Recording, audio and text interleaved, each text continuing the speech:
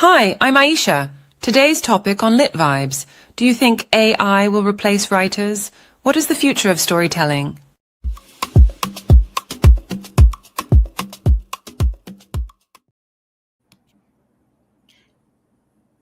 Hello, good evening, everyone.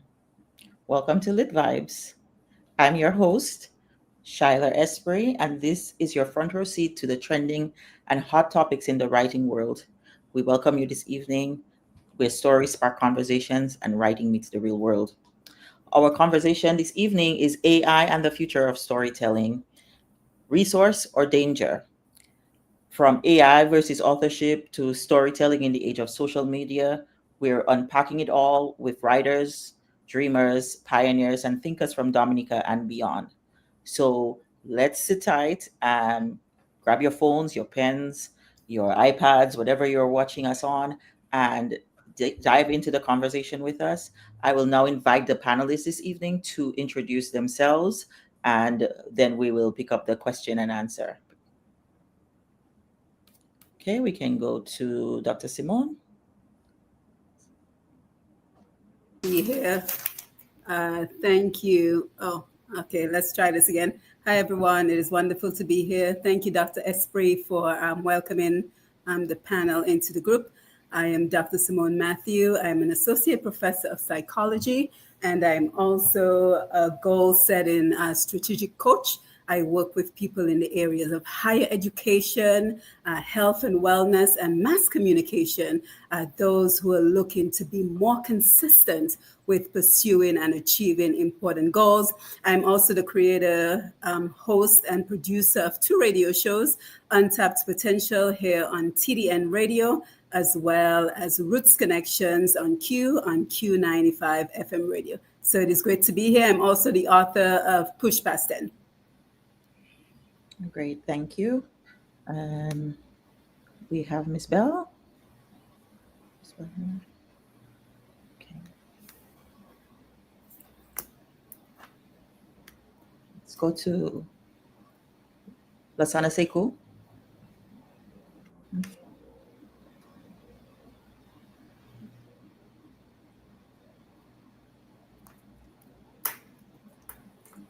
Good evening. And you can hear me now. Yes. It's good to be here and certainly among the fellow and sister and brother panelists. I am a writer from St. Martin and the projects director of House of Nehesi Publishers.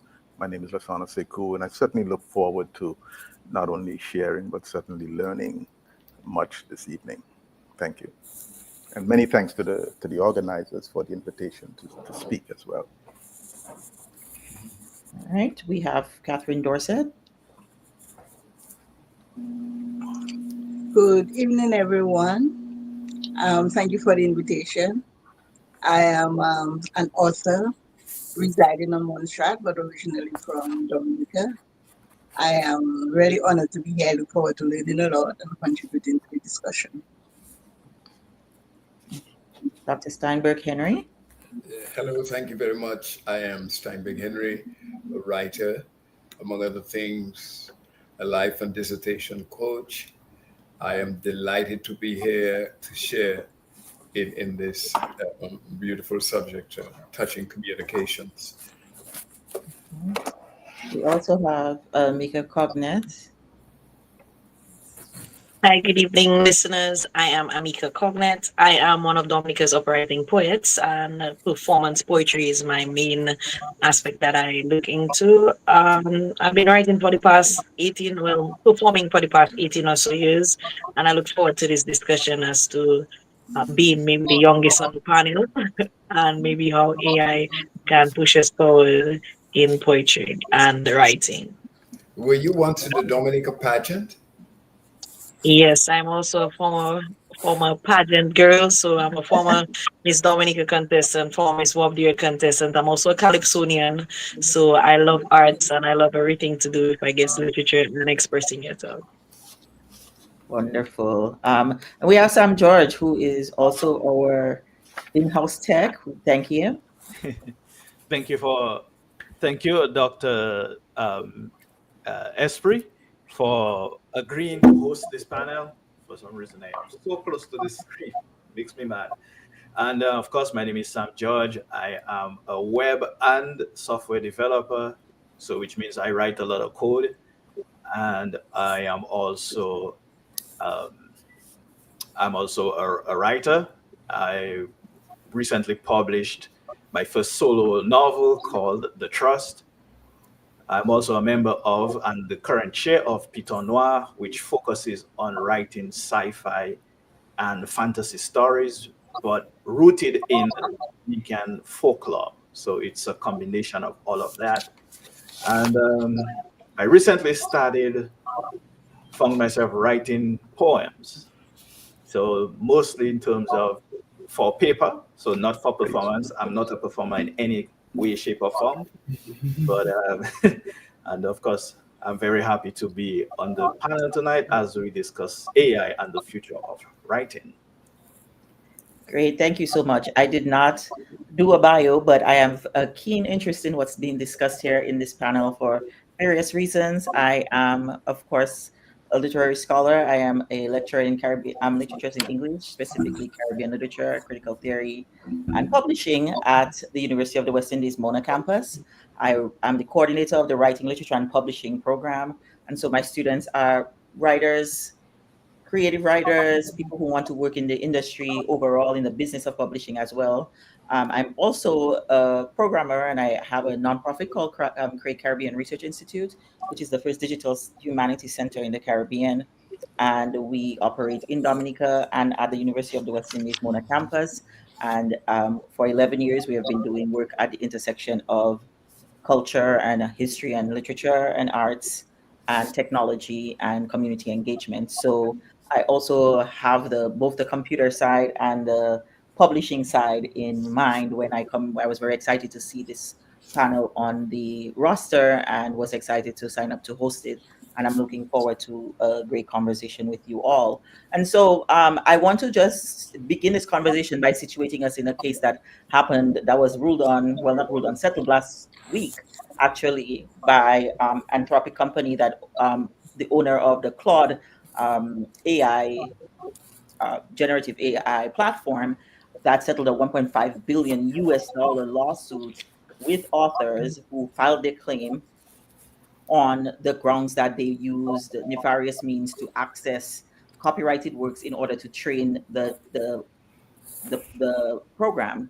And this is an astounding win for writers everywhere, particularly on the basis, as I was reading up before this, on the fact that they not only use copyrighted material, but use pirated forms to access that material. And I was really interested in how Caribbean authors might have been victim to some of this, how Caribbean writers might view their participation in it, or they might view whether or not they would have wanted to participate in something like this, and in what ways are we thinking about both our current work but the future of writing in general? Like soon, will Claude need to get copyrighted works to train its chatbot? Will it be using AI generated works to do that? And so I have some questions here. I'm going to try to extend a few of the questions specifically to those of you who see yourselves as writers. I know we have some publishers in the room as well, and I will ask of some of you to speak, and then from the tech side as well. So let's think of the issues around um, the the ethics and copyright and cultural challenges. I don't know how you might feel about this now, or in the future. I would love to hear your thoughts on, should writers have the right to opt out of having their work used to train AI models, as we begin with this very, very recent case that was ruled in the favor. Think of about 20 years ago when Google and China had the war out of over scanning books to make them available on Google Books. They Google won, right? And so the conditions have changed so drastically now that the authors have won this case. How do you feel about the ethical challenges that we're facing with AI right now? I will invite Sam to begin for us, and then we can take a few comments on this particular question before. Mhm. Yeah, certainly. Thank you. If I may, just to add to what you began with about the Anthropic case, I will add that this case was two pieces. One piece was the books that Anthropic used. Some of them were books they legally purchased. The judge ruled that it was fine for them to use those as a way to train their AI, which goes back to the case you just mentioned with Google and scanning the books. Yeah. So, but I do agree with the second part of the case where the books that they use illegal means to to to to train their AI. It's perfectly fine that they settle that case, or they were ruled against, because of course we want authors to always have control of their work. I want to have control of my work. I don't want somebody to just decide that they are going to take it and do whatever it is they want to make money, which I'm not going to get. I'm not going to get a hint of that. So, of course, I don't think that we can sit there and say, well, you know, I don't think AI is some sort of nefarious entity that's alive and it's living and it's deciding what it's going to do. It's going to just, all of this comes down to the human heart. All of that comes down to us as people. What we do, and if we do it ethically. I think that word is key when it comes to discussing how we use AI, what we use it for. I see it as a tool no greater than a hammer and a saw, a chisel, an axe, or whatever it is. I don't see it as anything greater than that. What you decide to do with those tools, that's what makes the difference. Yeah, so if I can chime in as well, because I think this is an important conversation, and I'm happy we're talking about ethics. But I also think it's important to recognize that many people are still stuck in the stage of fear of AI. And I kind of just want to remind everyone of when the internet first came out. And there were similar concerns, people were going to steal your information, don't put any information on the internet. And now look at us, right? Look at how the benefits the internet has brought to us. So Sam is absolutely correct in that just like any other tool, just like the internet can be used to connect us from around the world here to many. I'm an online professor, so I mean, come on, that's a significant benefit for me in education. It's the same way the internet can be used for evil. You have scammers, you have all sorts of nefarious characters out there. So I think it is so important for us to touch on getting over that fear of AI, because I get the sense a lot of people are stuck in the fear, and that fear is going to hinder our opportunities to be able to benefit from all the great tools of AI. And then just to piggyback on your question, Dr. Esprit, one of the things that we saw come out recently was there was an agreement that was supposedly signed between all the major companies in terms of ethics of AI. And I'm just going to read out some of the companies that were involved in that.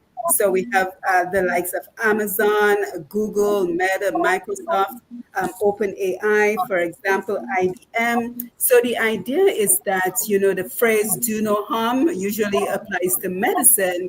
But in that case, in terms of upholding ethics, these companies have vowed to uphold the ethics in terms of AI. Now, Will they bend the rules? That's another question. But importantly, to recognize that there's some ethical rules that have been put in place, and to the point where there's a kill switch for AI, so that if it becomes, too well learned and too aggressive, that supposedly it will be able to shut down. So I just want us to make sure we are not getting stuck on the fear, and we're looking at the threats as well as the opportunities. Thank you. I want to ask another question. We have so many questions and so many panelists, and I will get, you can also give feedback on this at a later point when the question comes your way. Thanks for those opinions. As somebody who teaches writing and loves, I write my own code. I tell them all the time, AI is math. There's nothing we can do without you're dealing with, you cannot be afraid of math. I know we have a cultural sort of general fear of math, but this is what you're up against. You're really not up against any sensory kind of experience. Nobody can replace the feeling you have in your body or in your mind when you're reading poetry or you're writing it, right? That cannot be replaced by math, right? It can be duplicated in a simulation of it, but it's never the real thing. And so we have to get confidence again, move past the fear and get the confidence from that. And I will move to another question that's related to that. I know we have a self-publishing panel this week. Um, let's think about the opportunities, like Dr. Matthew was saying. What opportunities come? And I will just direct this question first to Lasana Sekou as a publisher, a pretty well established publisher in the region, right? Let's think about the future marketplace that we're creating for stories and how this might be an opportunity for us to have innovation and inclusion in storytelling. Do you see this? And I'm going to open it to the writers after. Do you see this as a opportunity for someone to build their craft, to learn skills, to become a storyteller and get access to publishing? We know publishing as an industry is very gated, historically, very hard to get into, especially when it comes to the quote unquote literary publishing world, right? Um, what opportunities do you see there for more inclusion and to give people access to skills and maybe to markets for publishing by using AI as a craft support or as a publisher support? Lasana, I'll throw it first to you, and then possibly Catherine and Steinberg, and then can come in. Indeed, it continues to open up the, for lack of a better word, the democratization of publishing by having it as a support, by having it as a kind of a tech support. It opens it up to writers to self-publish their work, but it also opens it up to publishers to widen, to indie presses to be able to be a bit more competitive, to be more creative, to be able to take the lead in certain areas that maybe certain financial decision of major publishers may prevent them from going into immediately or right away. So AI is important. It is nothing to fear. Indeed, it is what we do as human beings. We create these texts, we create these learning tools, we create these aspects of technology that we have been doing for thousands of years. When the Africans of ancient Egypt made the prosthetic toe, well, that was including tech in the human being. The post-medieval Europe developments on the spectacles. When we put on those glasses, we are attaching some kind of technology to ourselves. So we need not fear it, but definitely to work with it. If I may rush back to in using it as publishers and as writers, as young writers, and keeping the creative edge involved, because the better we are able to prompt it, the better we are able to use the technical directions to better our own craft. Will show up. It will show up, and over time, that we will know who's still a good writer, what is still a great story. And here's where storytelling is eternal in that sense. If there is going to be a future danger and or how to use the resources of AI, the storytelling will tell that story. In fact, But if I may go back quickly because I want to bring in something of control, go back quickly to the ethical issues. The ethical issues are great to engage and entertain, and certainly to the degree that we will see it pop up in government legislation and even in corporate corporate rules and regulatory practices. And so, but I still feel we should always be, as publics, as individuals, certainly as writers, definitely as storytellers, we should always be very mindful of the level of control that governments acquire when they are setting this thing, when they are managing how this thing is going to work, how we're going to engage it. And we should always, government or corporate, we should always, as citizens, as writers, certainly, we're talking about writers here, definitely as publishers, certainly the indie presses, we should always have to continue like these type of discussions, to have the impacts, to follow the legal precedents that are being set, to have the impact on those plans and policies and practices that government and corporate will engage relative to both the ethical and the very practical regulatory features that are coming. It's already $1 billion industry. And allow me to read something very quickly that came out of the of ChatGPT. I hope later on I can get to tell you of a little experiment we did a few years ago about it. And so here was the OpenAI footnote to its answers, to its prompting. This question says, ChatGPT sometimes writes plausible sounding but incorrect and nonsensical answers. Very funny. Yes, indeed. I think it's so funny, yes, because he does that. Indeed. And who's better to spin that than storytellers? And, right. and that sort of thing. Yes. Thanks so much. I will use this to ask Catherine and Amika a question about writing. I actually did this exercise in my class last semester where I asked, me and my students sat together and wrote a Black love romance on AI, and we gave it a prompt and asked it to write a story, and I asked the students to review this story from AI, and they're like, oh, this sounds like we wrote it on Wattpad when we were 14. This is they were horrified that they're like, this is it. This is the best thing AI can do, because we gave it a solid prompt. We said, we want a Black love romance set in the Caribbean, and we wanted to have, and it was very cliche. It was very much picking out the best of every, very, very bad Harlequin romance novel you ever read and just put the Caribbean in there, right? It was just not speaking to us as people. I thought but it really helped with convincing them that it does not replace that kind of work that you do as writers. And so I would like to ask Catherine, and then Amika, I would love to hear your thoughts on this, because you did say you're the youngest in the room. So I'm going to prompt that your ear to the ground in the fan fiction spaces and all of the other spaces people write. Do you see it as a creative partner? Let's start with Catherine. How have you been able to use AI as a creative partner? In what ways do you think you might find it useful, or have you already engaged with it? And what do you think are some of the possibilities for how you might engage with it as you learn more about it?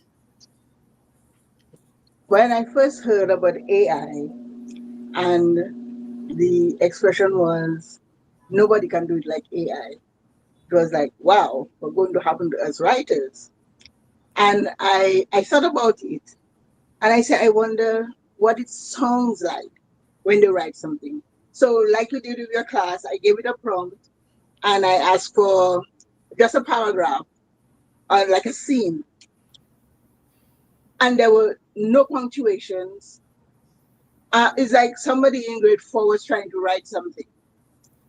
Some of the words were of a higher level, maybe grade 6, but it was really not, it didn't have that human tone. And it was very repetitive. Whatever was said in the first sentence, 2 sentences below, they would use the same words. So I said, okay, there isn't anything to fear about AI. And I think AI can, as writers, we do not have to use AI to write, because that is what we do, we write. But for example, if maybe you're not inspired to write anything and you can't think of something to write on, AI can help because they generate ideas. So that is how they help as well. And I found it helpful with some of my work with the government for language support, because sometimes I have some documents that are in another language that I want to look at.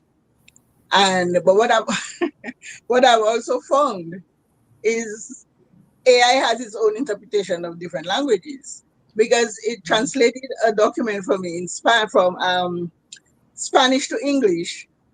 And when I spoke with an actual person from Santo Domingo, and they were helping me with it, they said it wasn't translated correctly.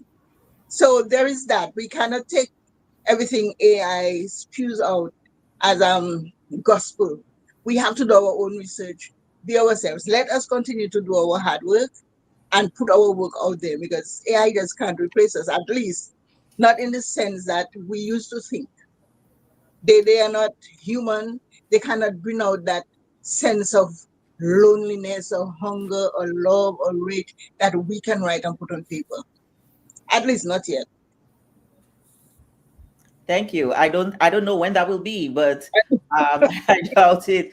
Amika, Yes, I want to that's hear your coming thoughts on. content. So there's Yes, that.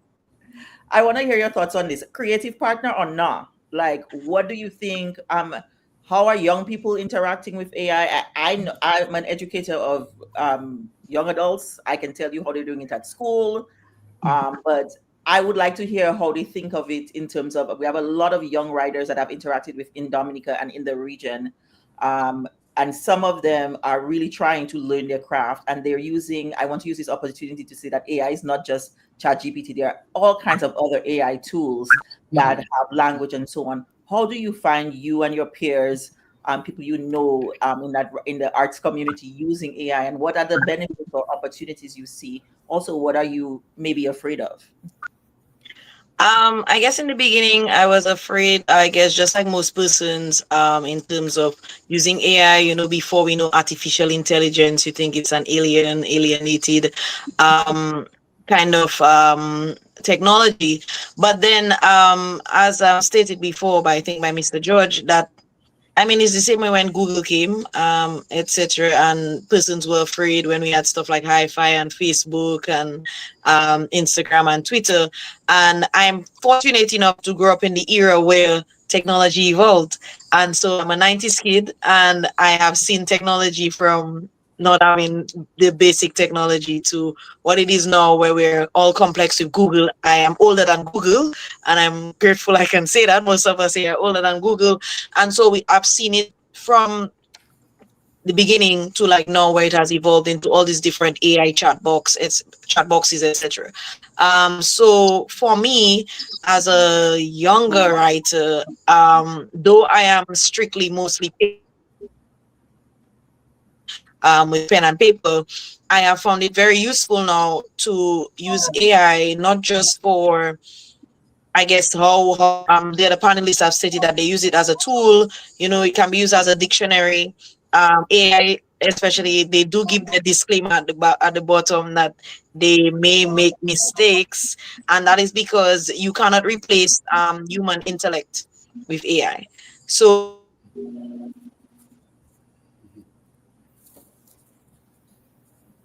I think we may have lost Amika for a second. we as humans, we have to prompt AI, and it's all based on how you prompt it. In recent, I have also used it for some writing. Every now and then we get writer's block, and so I sometimes use it in the past for ideas or maybe some.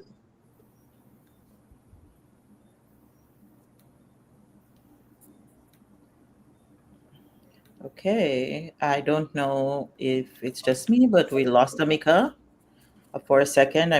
Okay. Mhm. Yeah, she's having some internet issues. She's having some internet issues. Don't worry, we'll pick her up when she comes back. Amika, we lost you, but we'll have a question later. Dr. Stein, you are with us, and I would love to tap into your long storied history in writing. We had lost you, Amika. Are you back? We were moving on because we lost you. I think I'm back. we Oh, we sorry, we will sorry. we'll pick up to, yeah, it was a while, so we'll pick up this question later, but I want to talk to Dr. Steinberg. Henry, one of our long career journalists, writers in Dominica and in the region, well respected, And I want to ask you your thoughts on this, because you now, with a vision impairment, you're interacting with books and reading in all different kinds of forms, and it's really interesting. I encountered I was looking in my Audible account, because I too, a professional reader, read in all formats. And I was on Audible last week, and I saw a publication that was written by AI and had a virtual voice. And I had posted it on my Instagram story saying, this is where we are now. That the story was sort of co-written by this man who had written, let's say, he said something like 300 texts with AI in a matter. And the book was actually a history of Jamaica. And it was written by a man from Wisconsin or somewhere in the Midwest with AI. And I have so many questions about it. And I thought I would pose some of them to you. One is the question of, what will eventually happen when AI starts doing all the writing? Are you worried that all of these stories will sound the same? And also the ethics, like colonial and post-colonial ethics of having a white man in Wisconsin or somewhere in the Midwest of the United States using AI to write a history of Jamaica or a history of people. What happens to the writers in our part of the world who also might benefit from using AIs to have the stories, but also have the actual lived experience and the historical background? How do you see the evolution? What are your thoughts on this process? Well, I am imagining AI writing for me. Her lips kiss me like the juice of a Julie mango. And I am imagining, I like it. I will start by saying a bit about a few things. I'm a communication student for life. It has been my passion. And in 1989, I did a course as an undergraduate called Artificial Intelligence. Mm. And there were three of us in the class at the University of Windsor. And the professor met me once outside the Windsor Library, and he said, Steinberg, I noticed that you're very much involved in the course. How are you enjoying it? I say, it's fascinating, except that the machines and the things that I'm looking at, they have no blood. He laughed and he laughed. He said, it's so funny. But all along, when I was getting ready for this event, I thought of Caribbean people, Caribbean consciousness, our long history, our fascinating imagination. And I thought we are all consumed in this AI thing. And I also observed that when people spoke about AI, they spoke about it. So, it is, I asked it, I told it gave me a response. And then I realized, for those of us who know French or even English, you can conjugate the verb to be. And the verb to be, je suis, tu es, il est, elle est, nous sommes, vous êtes. Somewhere in all of this, there's an it is. I am. He is, she is, it is. We are, they are. It is only one part of this thing. And it is an it. So the question became, wow, this is a thing, and it is a great tool. Tony Nader of the Maharishi International School of Meditation described it as another species. That had, another introduction. I'll tell you one thing that I just thought interesting from the Canadian media guru Marshall McLuhan. He wrote the book, The Medium is the Message. And he spoke about extensions. And he said, the book is an extension of the eyes. The motor vehicle wheel is an extension of the feet. And the computer is an extension of the central nervous system. We now have 100 billion neurons. ChatGPT, AI, artificial intelligence reaches to the far depths of all bodies of knowledge that exist. I am not going to run away from it because it's going to find me anyway. So I encourage everybody to go into it. What is amazing, like I listened to Colton T today saying, they're not going to phase me. Nothing's going to phase me. There's nothing to be afraid of. When I traveled Liat, I wouldn't be long, in 1989, going home on holiday from university, I had an old computer called an Amstrad. I had to put in a floppy disk to get the operating system. And when I typed to save, I had to remove it and place in another one. But the flight attendant over me was looking over my shoulder. And each time I looked at her, she would move away. There was a gentleman next to me, and he was kind of like, oh, what is this? I had a little 5-inch screen that was green. And what is this? And the general view was that the computer was going to suck us in when we got to it. I spoke with my friend, Dr. Christiana Abraham at Concordia. She told me, Stein, you have to read the history of the telephone. People thought there was something was going to go into their ears, something was going to eat them out. And now, well, obviously, the likes that have emerged have caused a number of our young persons between 13 and 17 to be severely depressed. But other than this, AI is here with us. Let us enter into it like the Martin Carter, the guy in his poet, say, fight against the raging of the night. It is our property.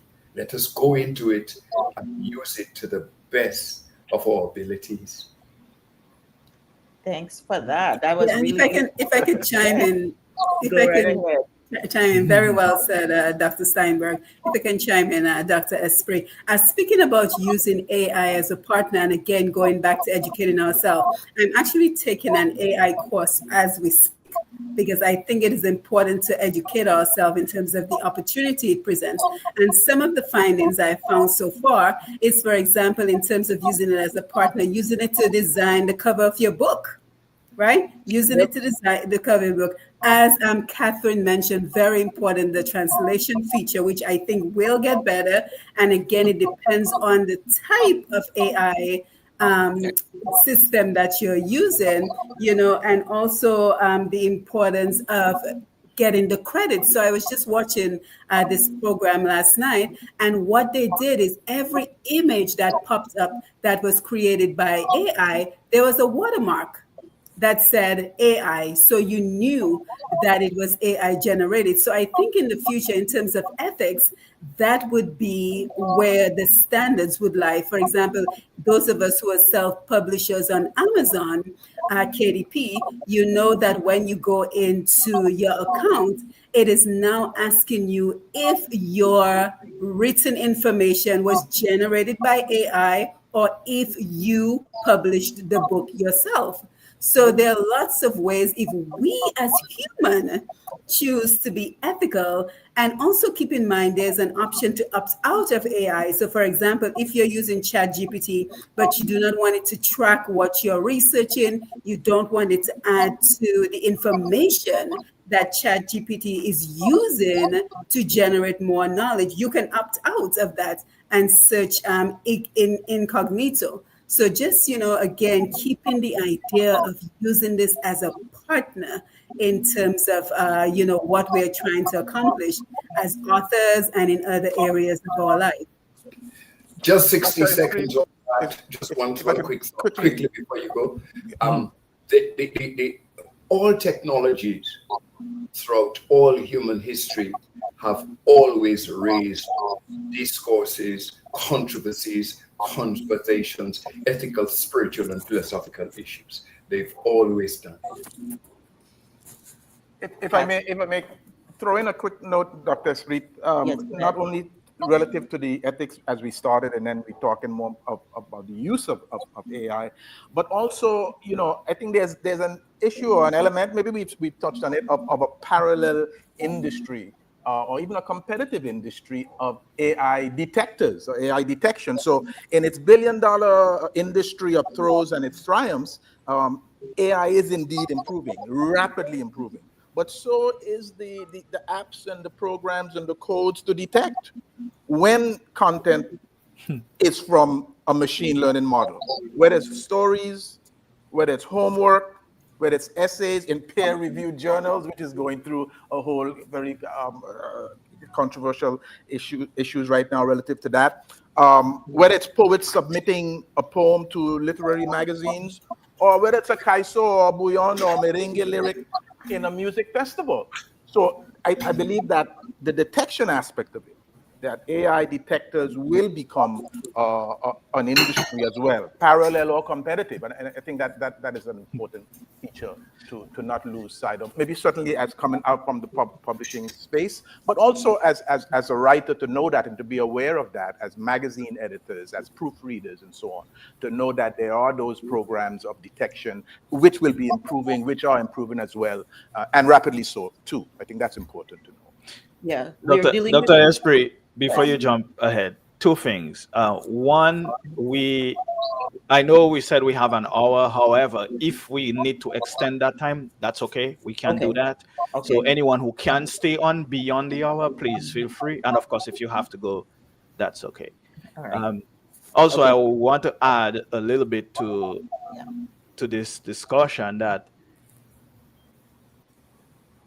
you know, as everyone has said, those are tools. We can't fear them. But I think what is missing in the discussion, and there are already tools that we can use to detect AI, but that is also using AI to detect AI. So it's all convoluted at this point. And Yeah. all governments are having discussions as to how to deal with the AI revolution in terms of copyrighted material. Well, do you say that do you give the AI the copyright, or do you give it to the human being who gave it the prompt? I say it's the human being who gave it the prompt because it must come from a human head first. If you give an AI a foolish prompt, it's going to give you a foolish answer. If you give it a well thought of prompt, it's going to give you a well thought of answer as much as it can based on the knowledge it has. So, quite frankly, well, let me say this. My youngest son is 20 years old. He'll be 21 this year. He's in college and he wants absolutely nothing to do with AI. Nothing. He doesn't want to hear anything done by AI. He doesn't use AI to research. He just doesn't want anything to do with it. That's completely, and quite a few other young people around his age I talk to have the same attitude. So I'm not afraid for the future generation in terms of how they are But thinking and but what they want to do. Okay. but I Dr. will. I Judge, will let you come back. I'll let you come back to it. You You cannot cannot really. really avoid that.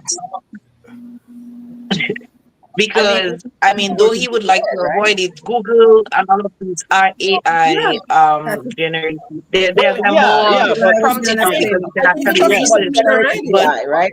hold I on, He's hold using on. it already but yeah. because that's what I there are Google uses different now. apps. Yeah, Google but uses about AI, generative AI, and I hold think on, that sis. Samsung uses Let Gemini, WhatsApp uses AI. Everything right now is using AI, and so there's gonna be a time when it's gonna be inevitable. Like right now, there are persons who before all they wanted was a phone just to message, and right now all phones are coming with WhatsApp capability and online capability, which you cannot avoid. And so I think there yeah, will be a point in time when it's inevitable. It's very going to be yeah. very hard to avoid. no, no, yeah, I will. think I so. will What I just set think the is that conversation a it's little bit to clarify something that we've all been talking about and yeah, around. And I will do this based on Sam's comment because it is an important distinction. Artificial intelligence includes a whole suite of things that we've already been using, right? That is hmm everything from Grammarly to Google predictive text and what we have predictive texting on your phone. All of these things are coming from code that allows you to use what we understand to be to be AI. What we are talking about in this context, for the most part, are large language models, LLMs, which we talk about in in computing that make it possible to generate AI. So it's looking at big data, big banks of data, like all of the books that are published, putting them into a thing and allowing them to be used as sort of like a bank, right? Just you have question banks for exams and you have test banks and answers. This language is going into a big bank, and every time, and I tell my students all the time, you're worried about AI or whatever, but every time you log onto Instagram, you're working for Meta for free because Yeah. your data belongs to them. Every time we log into any app, we are working for these companies for free. That Yeah. is essentially what we're doing. We're employed by Meta to go on Instagram and share a story because our data becomes their property, and we are using the app in a way that provides them with data they need to make money, right? But what I think I want to make that distinction here and talk about large language models, because large language models are the place where authors' works are going to be able to create a generative AI. So it is possible. I am still fighting the WhatsApp revolution. I do not want to be on that app. My job is telling me 10,000 WhatsApp groups. My students keep asking me to join 500 WhatsApp groups, and I am not that old. I am probably the second youngest in this group, maybe. And I do not want to be on this app. I think we should still communicate on my work email only every time. And I am communication around work has changed so much, right? So think about me saying die hard. Do not expect me to, if it's on WhatsApp, if I see it, I see it. If I don't, I don't. And I'm going to try to avoid seeing it as much as possible. I'm still fighting that. But I also teach a class called The World of Publishing that begins in the 1400s with Gutenberg.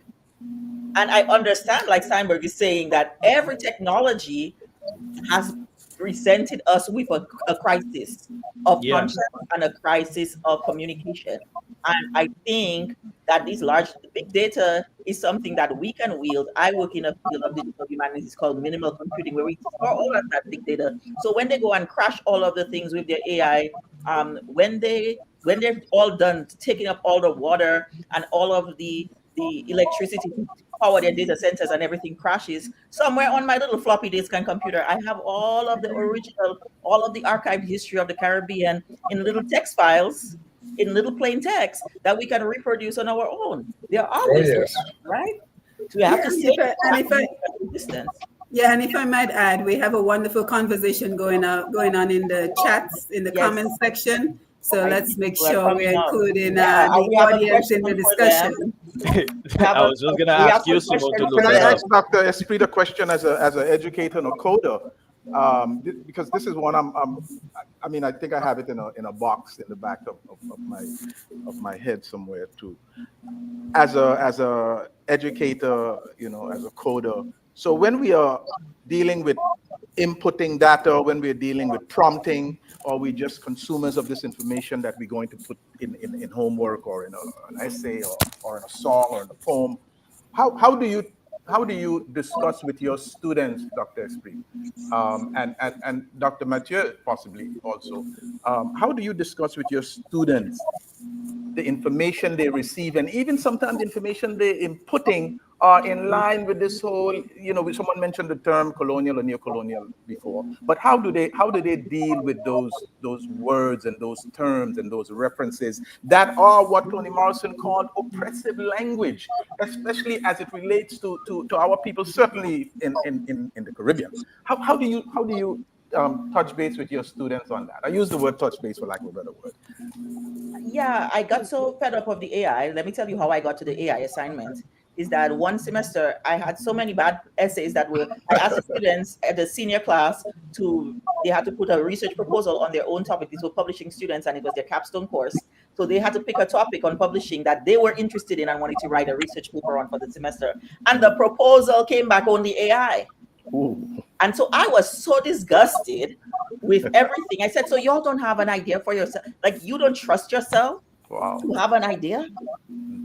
Right? And I had a community conversation. That's one place I started. I talked to my students about their own. I think one of the things we need to tackle in going back to what Dr. Matthew said, as for us as educators, but in general around writers and people interacting with these tools, is around not just the fear and intimidation of AI, but also this idea that AI is more powerful than us. And so I wanted to teach my students in that moment about trusting their own voice. Like, what, every time you come to class, if I had to transcribe our conversations and our class discussions, you would have so many rich opinions on so many things. So why is it that when you go home to a blank page, you don't trust yourself? Why is it that you feel this thing can be more smarter than you? You have great ideas when you're here with me. Trust that, build confidence in that. But I also use I did the Steinberg thing, and I went to the other forms of communication, and I taught a class called Publishing at the End of the World last semester. This is the class I used the AI prompt. And so we did other forms of creative production, including podcasts. We did a zine. We went back to old school making zines like they used to do in the 60s and 70s with the anti-colonial. We had all kinds of different exercises in that class. And then we also did an AI assignment, and we prompted AI, like we might ask you to do in a little while, right? We prompted AI to ask a question about, do you think AI will replace the human need for connection that literature provides? That was the assignment prompt that I gave them in their last assignment. And I'll be honest with you, from the zine to the podcast to the final project, when I told them to do an essay that included, was the least creative they did, because I went back to the essay format. So I thought that the genre mattered. Okay. The zine, they got to really be tactile, and then the podcast. But the essay, once I said essay, it was like something they get upgrade. Right. And not to stray too much from the topic, but that is absolutely correct, that AI is a challenge, especially in higher education, because I too teach the capstone course at my university for their degrees. And most of the students, they've been at this for 2-3 years and they're burnt out. So yes, they're turning to AI. And unfortunately at this time, while we have an originality checker for plagiarism, there is no checker for AI. So we're now trying to navigate, and I'm so happy that Mr. Sekou mentioned the detection of AI, because that is certainly a tool we will need to use in education. Because I was watching a CNN program recently, and they were saying we're going to have to go back to the days where we defended our education orally, because written papers now are going to be so compromised because of AI. We may have to get to the point where people are pretty much defending, like, we defend our dissertations, that at the stage of education, we may have to resort to oral presentations. Talking about dissertations, I just had a conversation with a Chinese friend of mine, because I provided coaching and guidance for students who were writing dissertations and whose first language is not English. So you can well imagine. And she's telling me that she uses AI sometimes to get a better word. And sometimes she writes a sentence or a paragraph and she finds it's too long, because obviously when they work from Chinese into English, the language can become a sort of superfluous, a sort of heavy, and Chinese tend to write very long sentences. I don't know if it's the whole Marxist touch, but she said sometimes she needs to shorten her paragraphs, and she asks AI, please shorten this, and AI shortens it. And sometimes she's not pleased with what it says because it sort of conflates what she wanted to say. So the students I'm finding whose first language is not English, they are using it to help them construct better English sentences, but they are also struggling with its results. Absolutely. And I want to bring up a point that I want to open up the questions to the people, our viewing audience, as well as to our panelists. One of the things that I didn't get in the prompt they sent me to prepare for this, but it's really interesting to me in education and literature, and I think Catherine touched on it with her issue of translation. Translation is a very specialized field when it comes to translating literature, fiction into another language, again, because you have that nuance, you have all of these things. And one thing about the Caribbean space that I think we need to rely on is our multiplicity of languages and our the multiplicity of vernacular languages. My late colleague who passed away, she was studying AI and other languages and how vernacular languages in like patois and creoles like we have in the region are infused in writing and how we can make technologies respond to that. She was thinking specifically about technologies that help people to learn um, linguistics and things like that. But I'm thinking about how AI cannot necessarily, or not yet, what is the advantage in our Caribbean context of having these vernacular languages as critical parts of our writing? And do we see a world in which, or will you be a more fearful or more open to AI, a generative AI in which it can do Jamaican patois or Dominica Creole or any of those things? Because we're not there yet, but we might be. I Let am me chime in using. very quickly Okay. because I let me think chime in very quickly. Dr. Matthew has to go soon. So Yeah, let me chime in very an quickly opportunity. because, yes, thank you. Let me chime in very quickly because I recall, Sam was looking to do a calypso using AI. And unfortunately, it was only able to go back, and Sam can correct me if I'm wrong, it was only able to go back to the very origins of what calypso sounded. So I think in that regard, we have an advantage with our dialects in the Caribbean and our colloquial languages, because unfortunately, I don't think, our patois and our creoles just yet on the radar.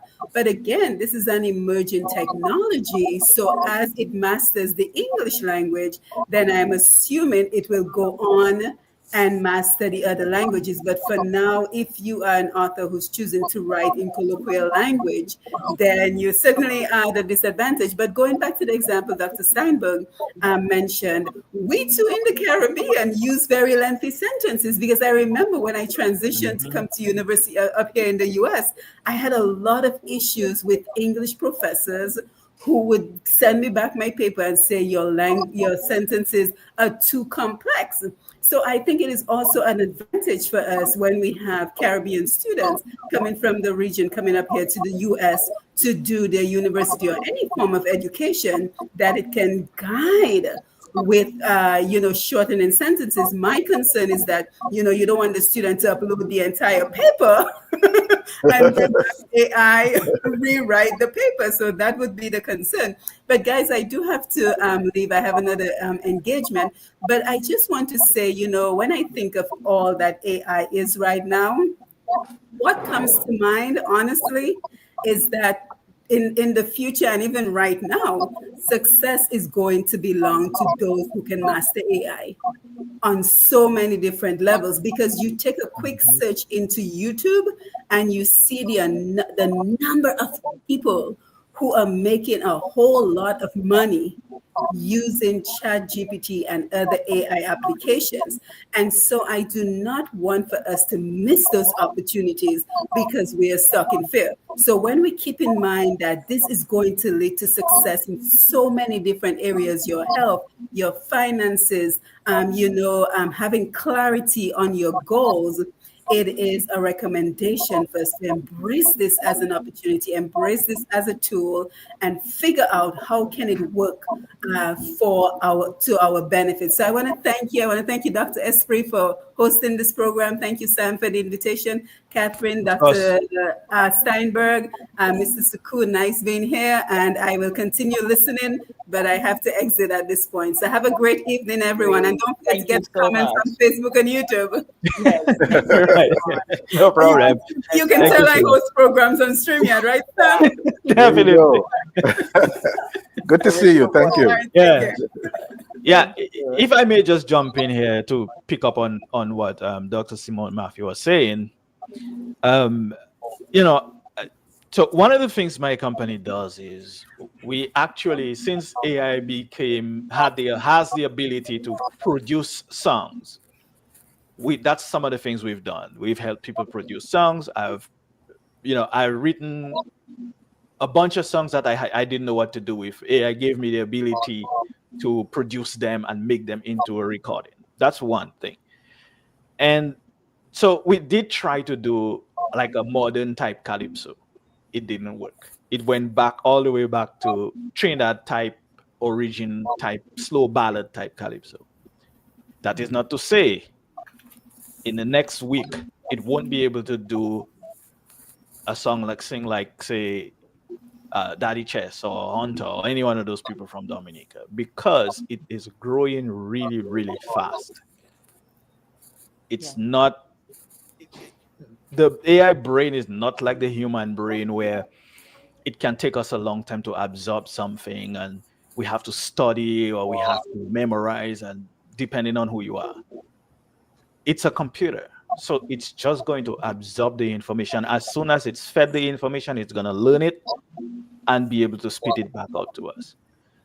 That is in no way to tell anyone to be afraid. I just think that if you compare two books, one written by AI and one written by a human being, I am pretty sure you'll be able to tell the difference. Who wrote what? One will have soul and feeling and the human connection, and one will just be ones and zeros, as you say, math. So, I just think a lot of the fears that surrounds the advent of AI. And again, I always go back to the fact that AI and machine learning is nothing new. Been around since the 1950s. It's just that it's at the hands of almost anyone. It's at our fingertips now. Much like, when the computer came to become a desktop. Now it is your phone. It is no longer a phone, it's a computer. So, you know, Yes, and we all have our. I know, Dr. Stein. I think you also had some thoughts on that, but I also know we have our things that we keep and we want to move into technology into the future with, and some of the things, like I said, I don't want to move with WhatsApp. I would rather leave it behind. But there are other things I embrace. I teach technology. I teach information, and one of the things that I have found AI very useful for in my work, in digital humanity specifically, is using AI and AI tools to help us recreate the past and recreate stories about the past in our effort to do cultural and preservation, historical preservation, and to teach students about our Caribbean history and some of the texts. So using AI to sort of generate time-specific images on the 17th century, 18th century, using it, giving them prompts from historical records to say, let us have a scene from this novel and let's visualize what it might have looked like using the language of the author so that the students can really understand the setting and so on. That has been a very great teaching tool for me, but also a way the students themselves use that. A lot of the AI artwork creatively to create scenes to accompany their writing, actually. If they are still writing, they're still doing, but because they're publishing it electronically, they find themselves using the AI images as a way to complement the work that they're doing for these digital publications, which has had some great benefits, right? So I, although I am still very much aligned with, my social justice mission that technology is not going to be ruling everything, I'm still print has been around since the the 1400s in its current format, since 1450 and the Gutenberg Bible, right? And it's still here. And I keep telling people this print is still here, and that gives me hope for anything that can come. That it's not going to take over as a print girly myself, right? Print is still here. hmm, Right? It's not going anywhere right now. Every time we have a new technology, we think it's going to disappear. And some parts of it do, right? Disappear, like magazines have changed and so on. But I want us to also, I'm going to put this prompt out, and I think because I also have a time limit, I also want us to try asking AI some of these questions. We had kind of prepared some questions for AI, and we wanted to hear what the chatbots might say. Do you have the I think I want to play one of them so people can hear the answer. Some of the questions that I raised earlier, um, I want to ask now. Okay. Let's ask AI, will AI's reliance on patterns and data eventually make our stories feel the same? And see what the prompt gave us.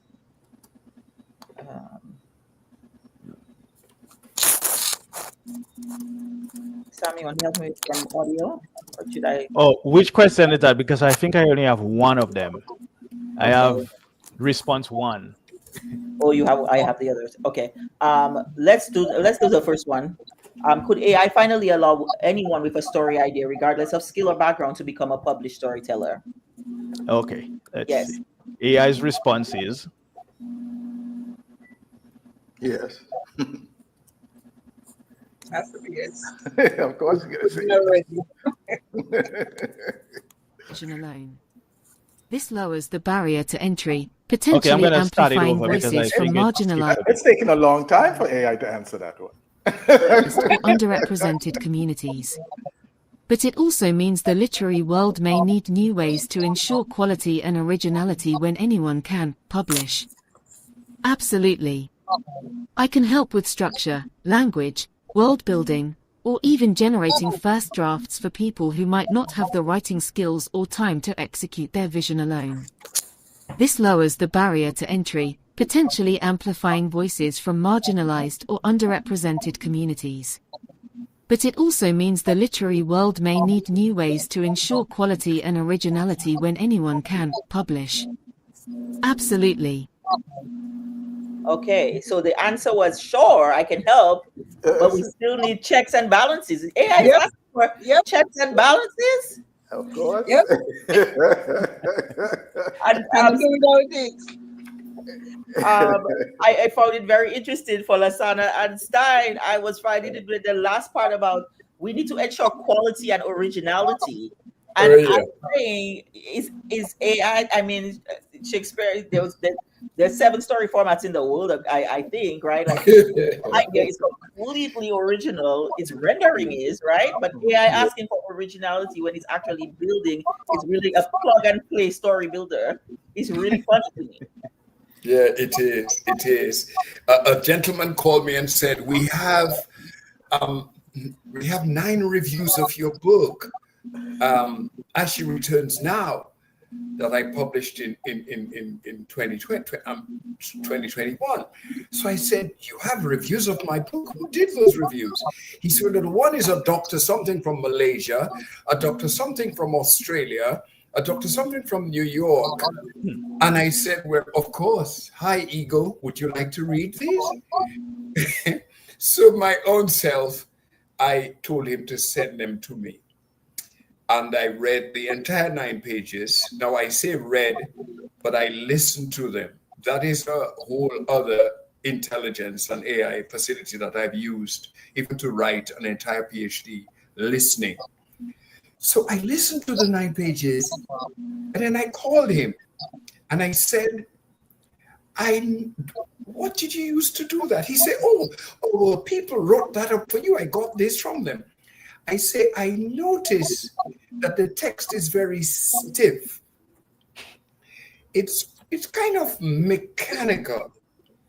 And not only that, I noticed that the word genetics appears the same place in the second paragraph on each of the 9 reviews." The telephone went off.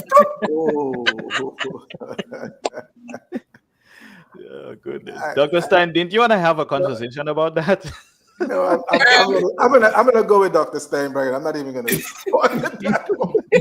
I'm gonna agree with that. Because when we spoke about detectors, that would be for us as editors one of the quickest ways to spot it. To sense that an idea is happening is the repetitive in paragraphs. Sometimes it skip a paragraph, but indeed, certain keywords, certain lines, sometimes an entire line is repeated. Well, it's also the M dashes for me. It's the M dashes. I love an M dash, and no one uses M. No human being writes with M dashes. I don't know. I used to use them. I used to use M dashes, but now I'm mindful of using it. But I used to use it. I like them. I mean, especially you poetry. Want to use them? Use them. A human being. I mean, just use a comma and be done. That's my point. In poetry, we use M dash often. Yeah. You know. Yeah, So, but yeah, you know, I see the point. that's one of the tests I have actually given the AI. Mm. I told it, write me a paragraph on a certain topic and do not use M dashes. And I said, do you understand? That was ChatGPT. It responded, yes, I understand. No M dashes. I said, okay, give me your response. What do you think happened? You had them dashes. M dashes all over the thing. Yeah.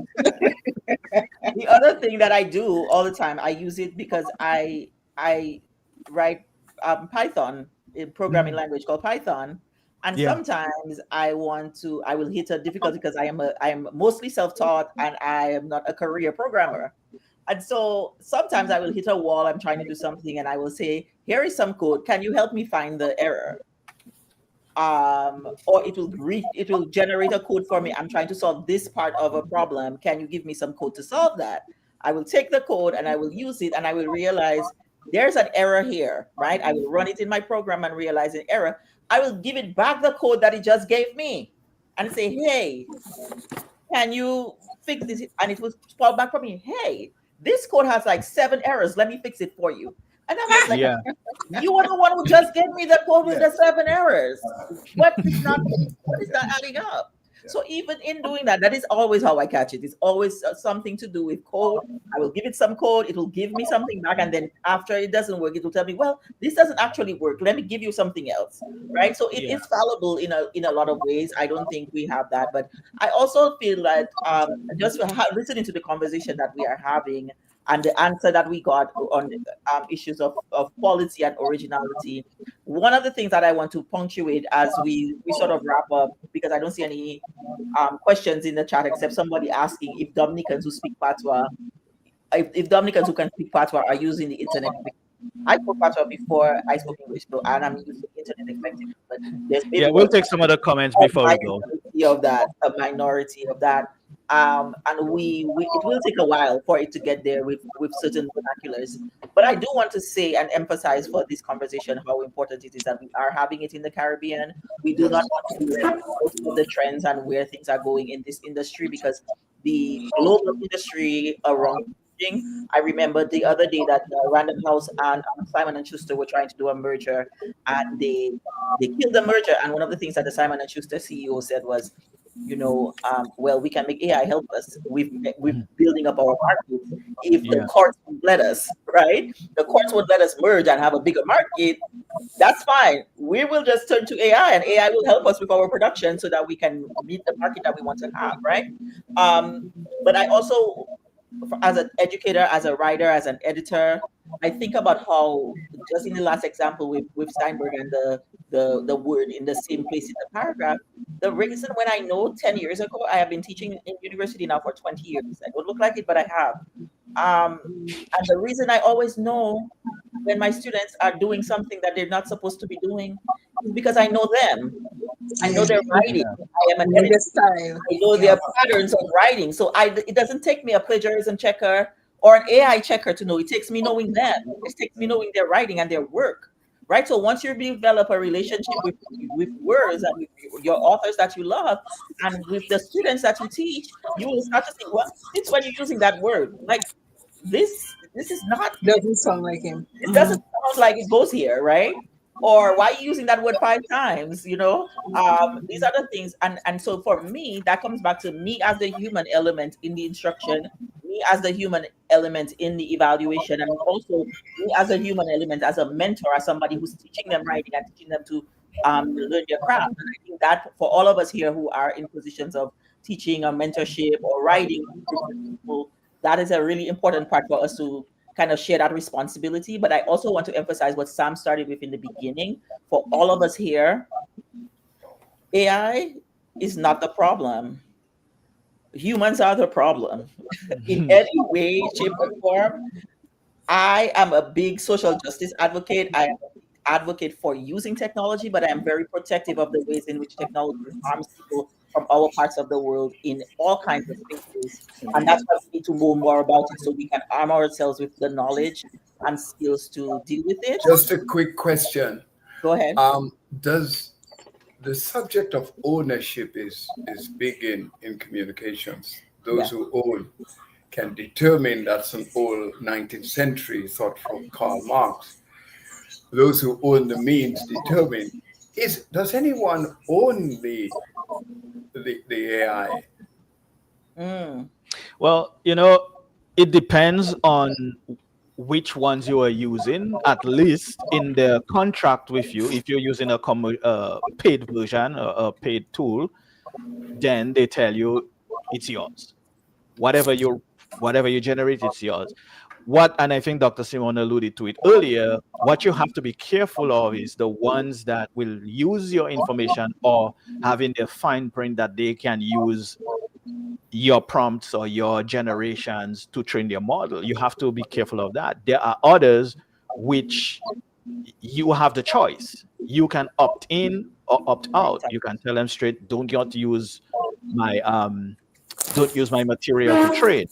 So it just depends. But I think where the problem truly lies is in governments not yet having figured out how to deal with AI, how to copyright AI, or how to deal with AI within copyright laws to protect creators or protect those who use it. And again, I go back to whatever you tell an AI to do, it's from your head.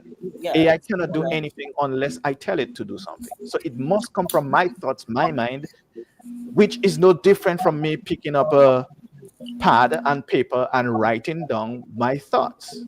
I don't think it That, makes a difference. that brings me to the question I have. When we first started and we spoke about the authors winning the suit against the AI company, one of the things I think it was Sam who said that the company won because they had already purchased the book, Yep. so they got that. So Yeah. So my question now is, let us use me for an example. I have a few books out.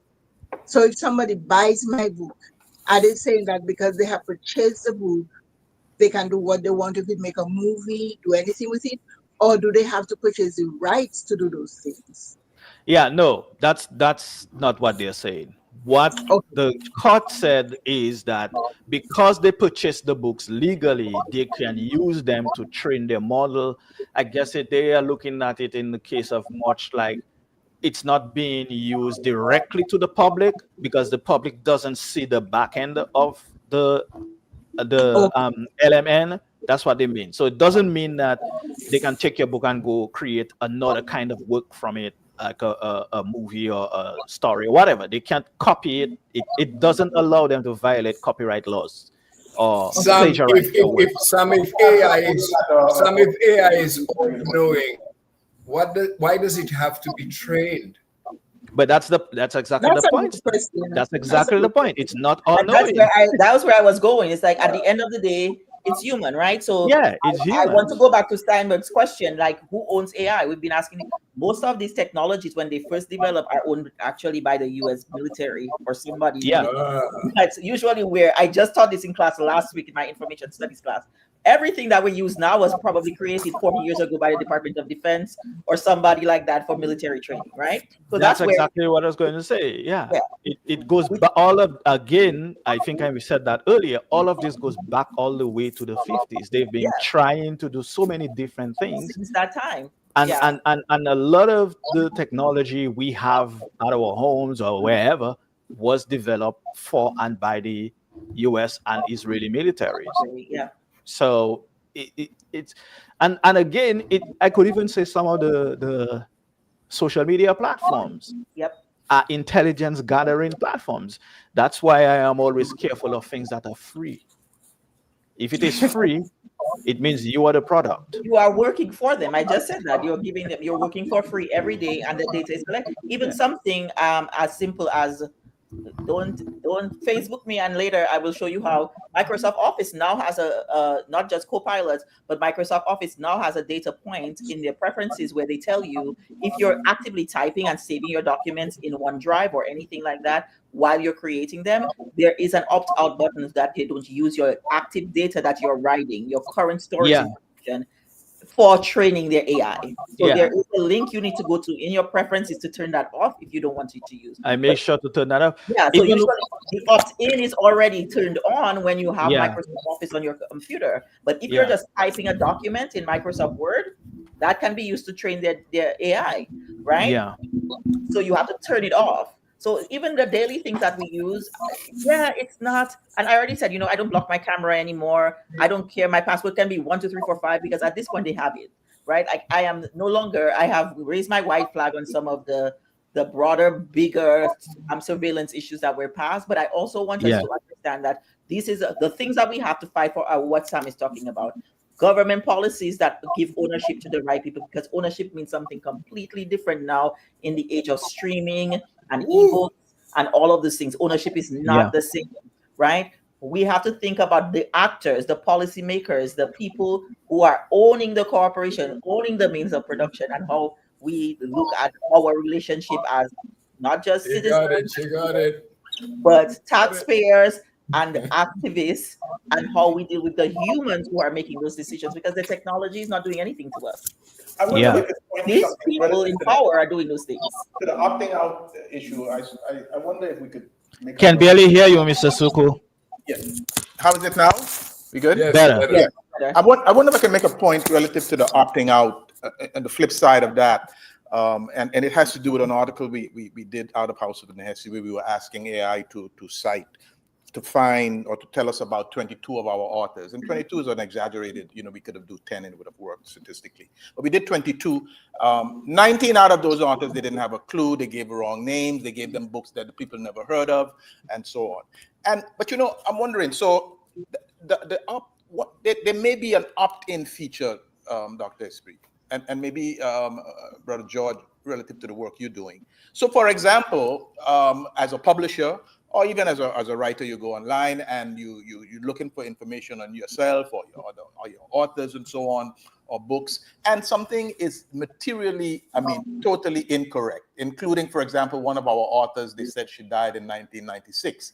This article came out in, I think, 2023, and she was, I spoke with her earlier that day, and they said she passed in 1996. So do we have a responsibility, if you will, again, for lack of a better word, to correct that information, to opt in that information, if I can term it like that? Dr. Esprit or Mr. George? That's a good question, Mr. Suku. I want the answer to that too, because I'll tell you why. My name is Sam George, and I have an issue. There is another Sam George. He's from the UK. I know he's from the UK. I know he's a European, but he has the same name. He has more books than me. So anytime someone looks up, like you write something about Sam, you will see his information comes up. Even on Goodreads, when I created my Goodreads account, I had to write to them and tell them this is the wrong person. And they went and fixed it. So that is a problem where it just picks up, I guess, the most popular one or the one that it knows, or where. So that can Sam, be an let me issue. give you one like that. My name is Steinberg Henry. Now, Steinberg is a surname in the United States and Canada. No matter what I tell you, I ask for Julita, it gives me Henry Steinberg. It's still giving me the name of the book, but it gives me Henry Steinberg. I ask for Ash Ritters, it still gives me the title of the book, Ash Ritters. I ask for Calypso Drift, it gives me, but it still gives me Henry Steinberg. Yeah. Now, that raises an important cultural question. Yep. You see, and maybe that is where the ethics and all of that begins, and the ownership factor. Is there a dominant nation that begins to determine how things are structured within that particular system? Are your algorithms beginning to be determined? So that kind of thing. So in a sense, and then we have to be empowered, like Dr. Esprit keeps saying. Do we now begin to use our vast Caribbean imagination to sort of effect changes, or I don't know if that's the correct thing, to begin to construct our own algorithmic processes? I believe we should. Yeah. I believe we need it. As a matter of fact, some months ago, I wrote an article. It's on tdnradio.net. I actually put it in the private chat because I want you all to read that when you have a chance. Just copy the link. I basically had a conversation with AI and asked it a few questions, and then we talked about how the Caribbean can benefit. And so that goes to your question, Dr. Esprey. We need, as Caribbean people, and I always say we missed the dot-com bubble, especially Dominica. We missed it because it made individuals richer than the whole Caribbean. So I don't want us to miss this opportunity. And at the same time, it's important because you have to remember a lot of these things are not built for us. They're not built with the Caribbean in mind. They are built with North America and Europe and Asia in mind. Because the people who created or trained them, we may have a few Caribbean people working for these companies, but they really do not have the influence to effect change and make sure that we are included. So it's up to us to fight that battle and make sure that we are included, that when someone looks up our name on our books, it comes up with the correct information. So there can be 100 Steinberg Henrys or Henry Steinbergs or Sam George or whatever, but the right one always comes up. And it's basically, we have to make sure that we are known, but we cannot do that by sitting and cowering in the corner and being afraid. We just can't. We are just going to end up on the losing end.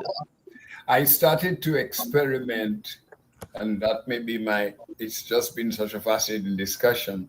I think it always feels like we need to have another one. Yeah.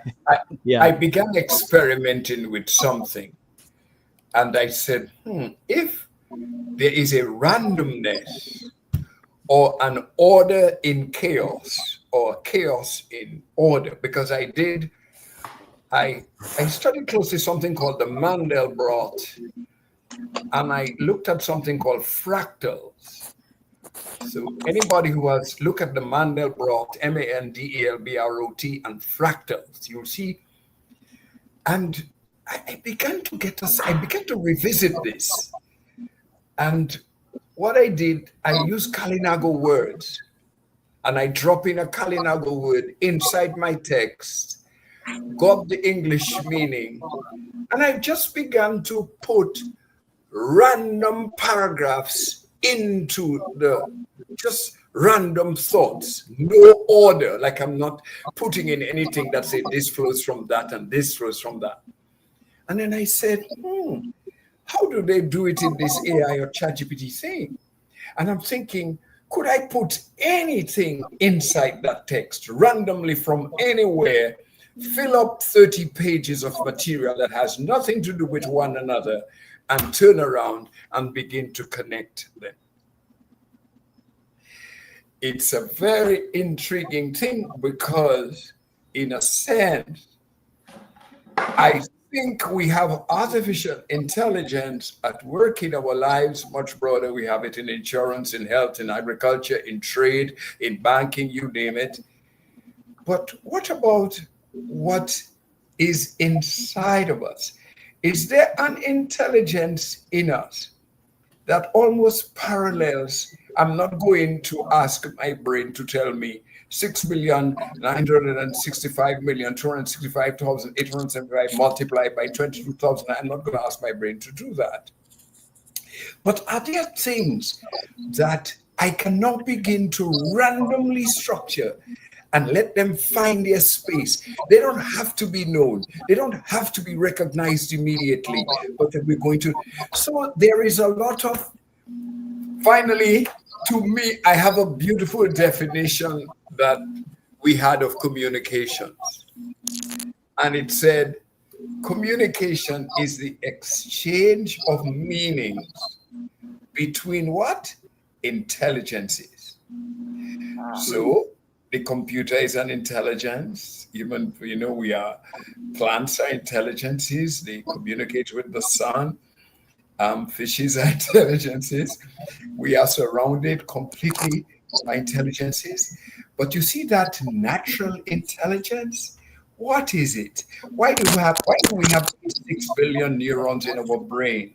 Why do we have, 37 trillion cells?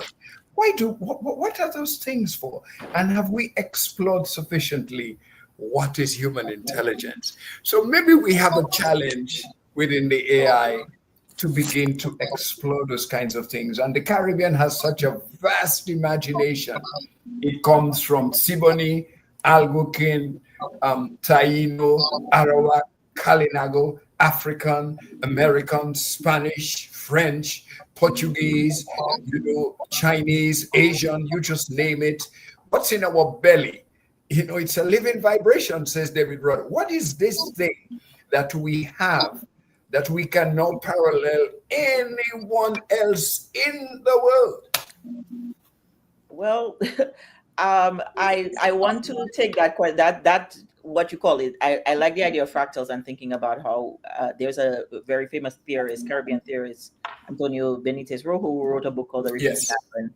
And I think about the repeating island and some of the things that we as Caribbean people keep repeating in our way that we present and think ourselves, face ourselves in the region and in our history, in our past.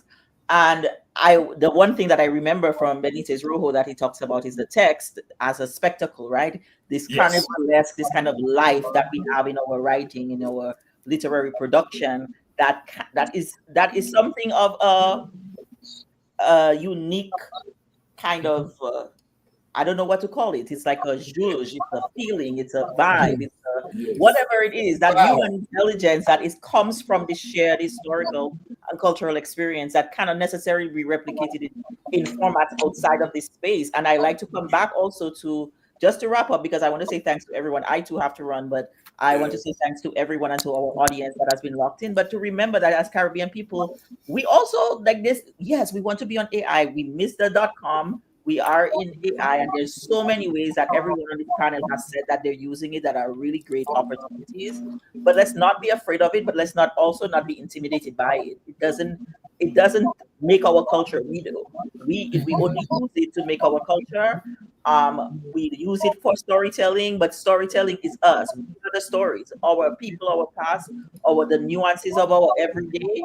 That's the stories that are worth telling, right? And no one else can replicate that with the kind of emotional, psychological, natural, environmental registers that we can, right? So at the end of the day, we have to be able to use it in conjunction, like all the other technologies that we have had.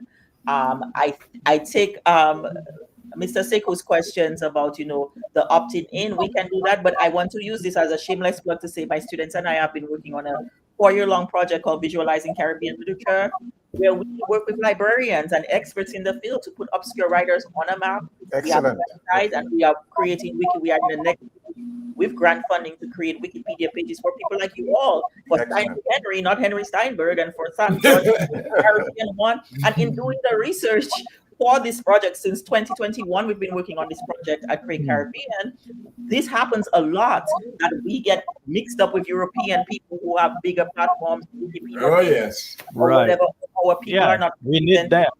Those are the things we need. Authors are on our list, but we have more authors that are not. Like some of you are not on our list yet. So all of these, we're working on a big project. We'll be sharing stuff, but it does exist. It's live online. You can search for it, Visualizing Caribbean Literature, and it's a live work where we are restoring Caribbean writers and their stories and creating a living database. And I have to say, you know what's better than AI? Librarians. Yes. Yeah.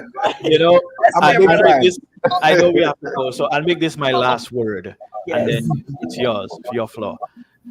Some years ago, I got a call from our local public library, and it was a woman, a librarian on the line, and she said, can I ask you 3 questions? And I don't remember all of the questions, but the last question she asked me was, do you think in the future libraries will still exist? That was about 20 years ago. And I said, of course, I believe libraries will still exist in the future. I say it may change how we look at libraries. I didn't know AI was going to become something so public, but I just had a feeling that we would see things change because, like everything in life, there's only one constant, and that is change. Yeah. So that was my answer. And now that I think about that survey, I said, my God, I Yeah. can't believe we are here. I didn't imagine how quickly things would change, but the libraries are still here and we still need them.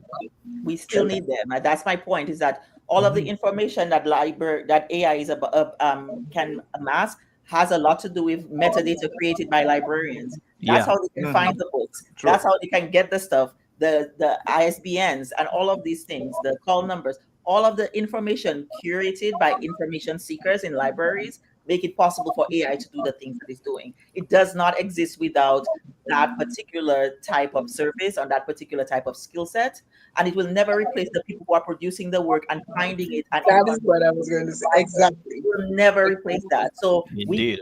should not be afraid or hesitant to engage it, but we should also not let it be like we should not live our life in, oh, will it replace me? No, it doesn't carry the legitimacy that we carry as a people or in our various professions. It's just a thing, like a car, like Steinberg was saying, right? So I want to thank all our panelists this evening. This was an amazing conversation. I'm so happy I said yes to this in my schedule, because I was nervous about the time, but I'm so grateful to all of you, including those Amika and Dr. Simone Matthew, who had to step out. Thanks so much for a rich discussion. Thanks to our participants in the audience on YouTube and Facebook Live for your enthusiasm. It's so great to have you all here. I hope that you join all of the other events of this week and get to interact with all our writers and see the showcases, etc. So happy to have this event. And thanks to all the organizers again for putting this together. This is actually a dream come true that I didn't have to do any work on. I'm so happy. So Thank you. it It's great. is great Thank you, for Dr. Esprey. all. Thank you. Yes. All right. Have a good evening, everyone. Thank Thank you. you. And Thank success you, with the festival to everyone. Thank you. Thank you. Thank you. All right. Okay. Bye-bye.